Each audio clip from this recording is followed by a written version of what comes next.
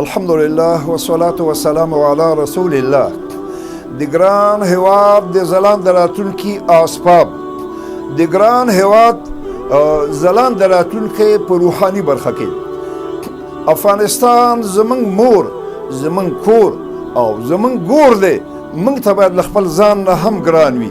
زمونږ د ګران هیواد غرونه، رغونه او ولسونه او شاړې دښتې د باډۍ او اسکلیټ حیثیت لري. عقیده او فکر پکې د روح مرتبه او مقام لري. له همدې امله موږ ته هر څه د مخه په روحاني اړخ رڼا اچو. روحاني پرمختګ د یو ملت د اخلاقي، ټولنیز او فکري ثبات مهم بنسټ جوړوي. د افغانستان خلک د اسلام له سپېڅلي دین سره ژور اعتقادي تړاو لري. نو د هېواد د ځلانده راتلونکي لپاره د اسلامي اخلاقو، اعتدال، ورورګلوۍ، زغم، عدالت، صداقت او د علمي ارزښتونو پیاوړتیا ځانګړی اهمیت لري. کله چې روحاني ارزښتونه د علم، ښوونې، روزنې او ملي یووالي سره یوځای شي، نو د سولې، پرمختګ او ټولنیز ثبات لپاره قوي بنسټ جوړوي. څېړنې څرګندوي چې افغاني ټولنه ژور دیني او روحاني هویت لري. د دیني ارزښتونو په بنسټ ټولنیز یووالی او د زده کړو ملاتړ پیاوړی کیدی شي.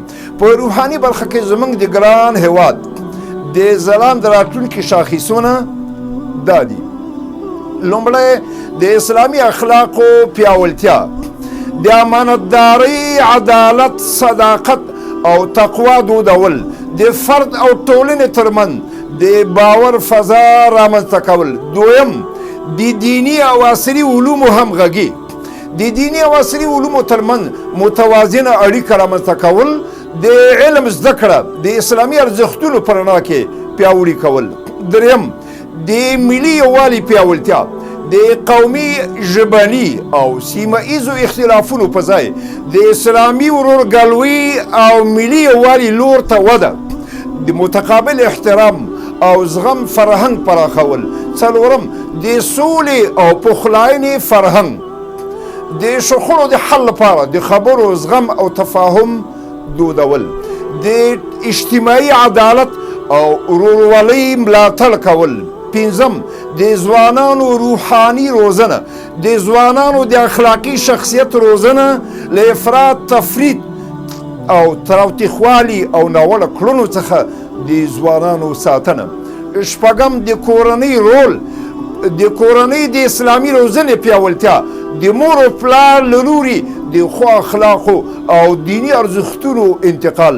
اووم، د علماو او دیني مرکزونو ونډه، د اعتدال، علم، اصلاح او ټولنیزو خدمتونو پیغام خپرول، د ټولنې د اخلاقي اصلاح لپاره ګډ کار. اتم، د خدمت او خیرښېګڼې فرهنګ، د بېوزلانو لاسنیوی او رضانه کاره خدمتونه ملت ته وړاندې کول.